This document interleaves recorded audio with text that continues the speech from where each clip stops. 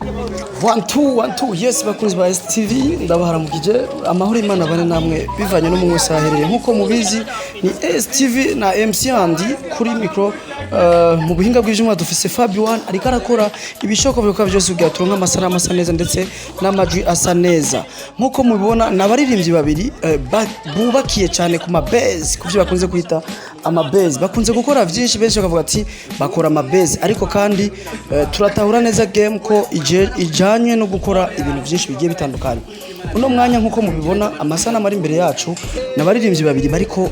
bari mu higanwa ryo gucumba ntabyo twari tuzi niyo mpamvu tutaronse amasana makuye cyangwa se menshi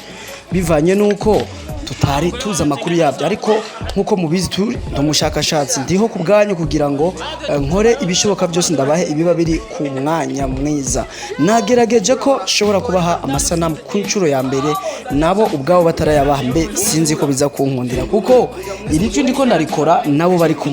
bari mu byabo plan yacu twifuza kuba bambere kubibereka ariko kandi byateguwe na Wakalight TV niyo yari kirabikora nkuko mwumvise baguma babigarukana ariko MC Andi nawe ati kuri STV kubera iki tutobasangiza ayo masanamu ya AKES na BEL umwanya umwe bariko barakora ikintu cyitwa IHIGANWA ryo gucumba bituze uko byatanguye cyangwa se uko byarangiye twe twafashe ibyo tungana nabyo cyangwa se ibyo dushoboye kuronka ariko kandi kimenya mukuru nuko natwe tukumba tubabaze mbega hagati yabo babiri nkuko bariko barabiganishwa bavuga ati ngo nije mbegwa kurusha ubundi ku ruhande rwanyu ninde mubona ko aberewe bivanye nuko murabona no masanamu ku rundi ruhande kandi ninde mubona ko yacumbye neza ninde yabyitwayemo neza ninde kandi yitwaye no mu kuyaga no mumenyesha makuru nimba ari wa Wakalight sense gumana natwe rero ariko kandi reka tubashimire mwese mwese mwashimye gufata kanya kudukurikirana turazi kumura abantu bacu muri abagaciro cyane welcome kandi bye bye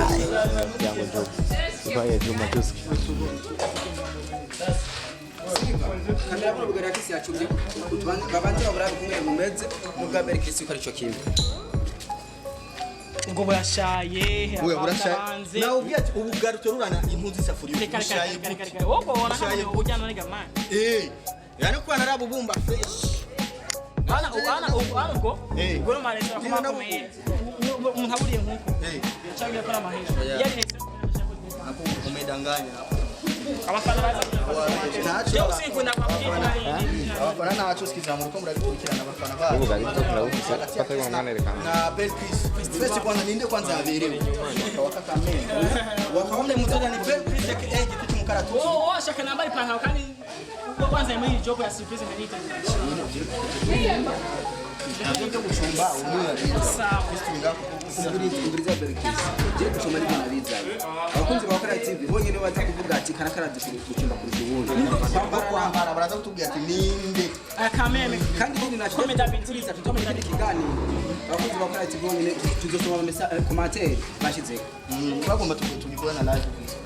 isanzwe neza n'ikibazo kinini urakugereza kuyazi je konzingo n'amadwa je gukura ko sinifite uko niko nkura ko yabivuga urashobora guco bashobora basi kunchorera bashobora kunchorera nk'amadolari ntabwo kupira neza nkabuvayo naguchore ati uko namahera ko maisha ko sinarakuria none ko je kubaisa ko sako kwa iwanje ngani ura sako shitani nero nakubereye